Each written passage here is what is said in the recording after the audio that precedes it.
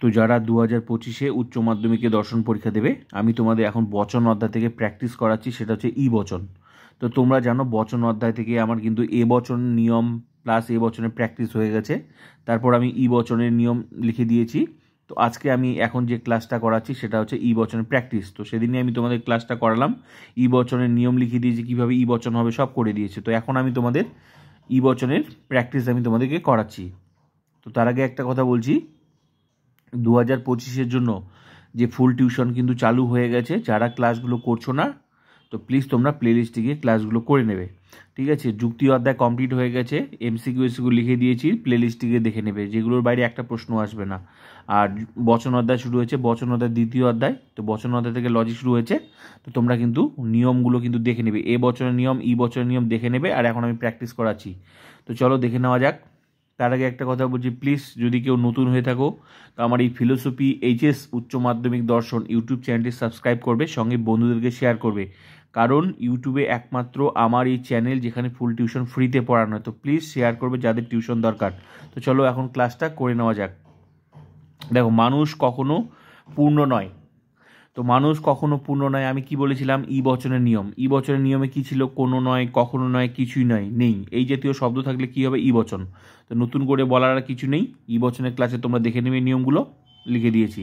তো চলো এখন প্র্যাকটিস, যেহেতু এখন প্র্যাকটিস করাচ্ছি, চলো। মানুষ কখনো পূর্ণ নয়, এই যে কখনো নয়, যে কখনো নয়, তাহলে কখনো নয় যখন থাকবে সেটা কি বচন হবে? ই বচন হবে। তাহলে ই বচন হবে। আর বচন করার সময় আমাদের কি দিতে হয়? এলেপ দিতে হয়, তাহলে এলেপ দিতে হবে। তাহলে যেহেতু যে কখনো নয় যেটা হলো, কখনো নয়, কোনো নয়, কখনো নয়, কিছুই নয়, নেই, এই জাতীয় শব্দ থাকলে কি হয়? তাহলে এই যে মিলে গেছে, তাহলে এটা কি বচন হয়? ই বচন হবে। আর ই বচনের গঠনটা আমি কি বলেছিলাম? ই বচনের গঠনটা আমি বলেছিলাম তোমাদেরকে, শুরুটা কি করতে হবে? কোনো দিয়ে, হ্যাঁ, কোনো দিয়ে তারপরে কি দিতে হয়? উদ্দেশ্যপদ। উদ্দেশ্যপদ কি? এখানে মানুষ, যার সম্পর্কে বলা হয় সেটাই উদ্দেশ্যপদ, তাহলে এখানে মানুষ, তাহলে উদ্দেশ্যপদ দিতে হয় মানুষ। তারপর কি দিতে হয়? সংযোজক। এখানে ই বচনের সংযোগ, উদ্দেশ্যপদের শুরু, প্রথমে ই বচনের শুরুটা, গঠনটা বলে দিয়েছি, ই বচনের শুরুটা হচ্ছে কোনো, তারপরে কি দিতে হয়? উদ্দেশ্যপদ, তারপরে কি দিতে হয়? সংযোজক, নয় বা নন। তো এখানে কি নর্মাল বাক্য, যেহেতু নয়, উদ্দেশ্য নয়। তারপর কি? বিধপদ, তাহলে মানুষটা উদ্দেশ্যপদ, তাহলে বিধপদ কি? এটা পূর্ণ। আর এগুলো তো নিয়মের, তাহলে বিধপদ কি? পূর্ণ। তাহলে কি হলো? কোনো মানুষ নয়, পূর্ণ বচন হয়ে গেল, ই বচন। ক্লিয়ার? এটা হয়ে গেল বচন। এবার চলো নেক্সট, পশু পাখি নয়। এই যে পশু পাখি নয়, যেটা কখনোই হতে পারে না, সেটা কি হয়? ই বচন। তো এই জাতীয় শব্দগুলো কি হয়? ই বচন। তাহলে পশু পাখি নয়, তো ঠিকই তো বলছি, যেটা কখনোই না, কখনো না কথাটা এখানে মিলে, মানে এখানে লুকিয়ে আছে। তাহলে পশু পাখি নয়, যেটা কখনোই না, সেটা কি বচন হয়? ই বচন। তো ঠিকই তো বলছে, পশু পাখি নয়, মানুষ গরু নয়, গরু ছাগল নয়, তো যেগুলো কখনোই হতে পারে না সেটা ই বচন, তাহলে এটা কি হবে? ই বচন। তাহলে আবার সেই বচন করার সময় কী করতে হবে? এলেপ দিতে হবে, ই বচন। তাহলে কোনো, শুরুটা দিতে হবে কোনো, কোনো, তারপর কি? উদ্দেশ্যপদ কি? পশু,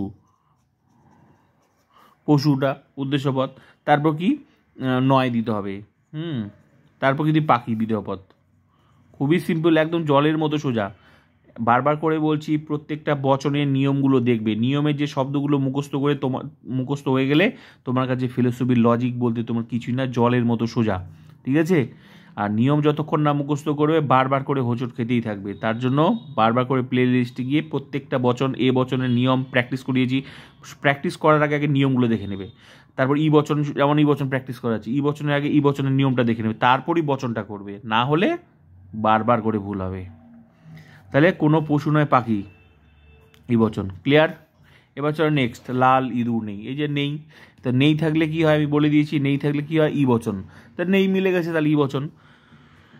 খুবই জলের মতো সিজা, কোনো নয়, কখনো নয়, কিছু নেই, যে নেই মিলে গেছে, নেই, নেই মিলে গেছে, তাহলে কি? ই বচন।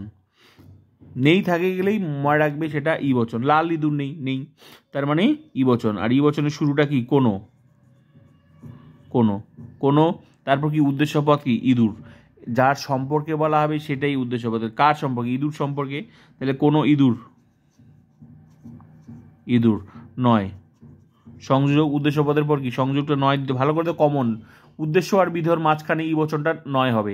যেমন এ বচনের উদ্দেশ্য আর বিধেয়র মাঝখানটা কি হয়? হয় হয়। ঠিক তেমনি ই বচনের সংযোগটা নয়, ঠিক আছে? তাহলে কোনো ইঁদুর নয়, লাল। ক্লিয়ার? ই বচন ক্লিয়ার হয়ে গেল। এবার চলো নেক্সট কি? সবুজ হাঁস নেই, একই ব্যাপারই, যে একই ব্যাপার, এটা যেরকম এটাও একই ব্যাপার। যত প্র্যাকটিস করাবো আস্তে আস্তে সব তোমাদের কাছে জলের মতো ক্লিয়ার। যেভাবে বলছি সেভাবে পড়ো, কোনো তাড়াহুড়ো কিছু নেই, সব কিছুই ক্লিয়ার হয়ে যাবে। আর তোমরা প্লিজ প্রোফাইলটা ভিজিট করে নিয়ে বাকি ক্লাসগুলো তোমরা কিন্তু প্লে লিস্টে কিন্তু করে নেবে, ঠিক আছে? সবুজ হাঁস নেই, এলএফ দিয়ে করতে হবে, একই ব্যাপার। এটাও ই বচন নেই আছে, তাহলে কি হবে? ই বচন, কোনো নয়, কখনো নয়, কিছুই নয়, নেই, এই জাতীয় শব্দ থাকলে ই বচন, তাহলে কি হবে? ই বচন হবে। আর ই বচনের শুরুটা কি? কোনো। ই বচন হলেই তার শুরুটা কিন্তু কোনো হবে। এ বচন যেমন শুরুটা সকল হতো, ঠিক তেমনি ই বচনের শুরুটা কোনো। যতই নিয়মে থাকুক কোনো, তাও কোনো হবে। কোনো, কোনো, তারপর হাঁস, হাঁসটা উদ্দেশ্যপদ, কোনো হাঁস নয়, সবুজ, ক্লিয়ার? ই বচন। তো বোঝা গেল বচন হচ্ছে এইভাবে, এইভাবে নিয়মে বচন হয়। তো এইভাবে হলো। তো বাকিগুলো তোমরা দেখে নাও, বাকি আর কয়টা ই বচনের, তাহলে তোমাদের আরও বুঝতে সুবিধা হবে। যেমন মন্ত্রীরা কি সর্বশক্তিমান, যেমন মন্ত্রীরা কি সর্বশক্তিমান, তো এই ধরনের যখন প্রশ্নবোধক চিহ্ন থাকবে তখন তুমি উত্তর দিবে কি? না, কখনোই না। তাহলে কখনোই না, সর্বশক্তিমান কেউ হয় না, কখনোই না, উত্তর তুমি দিবে। তো এই ধরনের প্রশ্নবোধক চিহ্নের উত্তর যেটা হবে সেটাই উত্তর। তাহলে তুমি কি উত্তর দেবে? কখনোই না। তাহলে কখনো নাটা কার নিয়ম? ই বছরের নিয়ম। কোনো নয়, কখনো নয়, কিছুই নয়। এই জন্য বারবার করে বলছি সেই নিয়মগুলো মনে রাখতে হবে, শব্দগুলো মনে রাখতে হবে, না হলে গোটা ফিলোসফির লজিকে হোঁচট খাবে আর লজিকে গোল্লা পেয়ে যাবে, ঠিক আছে? আর 12 ফিলোসফি পুরোটাই লজিক। 100% রেজাল্ট করতে গেলে যেভাবে পড়াচ্ছি আমি, আমার যত অফলাইনের স্টুডেন্ট আজকে যেভাবে পড়াই, আমার অনলাইনের স্টুডেন্টকেও আমি সেভাবে পড়াই, কোনো পার্থক্য করি না। আমি সময় বার করে ফুল টিউশন এখানে আমি পড়াই, ঠিক আছে? তাহলে মন্ত্রীরা কি সর্বশক্তিমান? উত্তর কি? কখনোই না। তাহলে উত্তর কি হবে? কখনোই না, ই বচন। তাহলে কখনোই না এটা কার নিয়ম? ই বচনের। তো উত্তর হবে কোনো মন্ত্রী নয় সর্বশক্তিমান ব্যক্তি, ই বচন, ক্লিয়ার? কোনোটা তো শুরুটা হবে, আর মন্ত্রী তো এই যে রি এগুলো চলবে না, অনলি পদ, উদ্দেশ্য পদ, কোনো মন্ত্রী, তারপর উদ্দেশ্য পদ নয় দিতে হবে, তারপর সর্বশক্তিমান, ক্লিয়ার হয়ে গেল?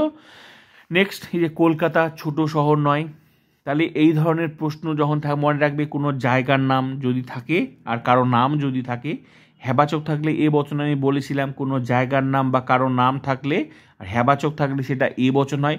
ঠিক তেমনি কোনো জায়গার নাম আর কারো নাম থাকলে সেটা যদি নাবাচক থাকে তাহলে সেটা ই বচন হয়ে যায়। ভালো করে নাবাচক কী করে বুঝবে? নয় শব্দটা থাকবে, আর নয় না থাকলে হ্যাবাচক। তাহলে কলকাতা, এটাই যদি কলকাতা ছোট শহর বলতো এ বচন হয়ে যেত। এবার যদি কলকাতা ছোট শহর নয়, মানে নয় দিয়ে দিলেই, নামের সাথে নয় দিয়ে দিলেই সেটা ই বচন হয়ে যাবে।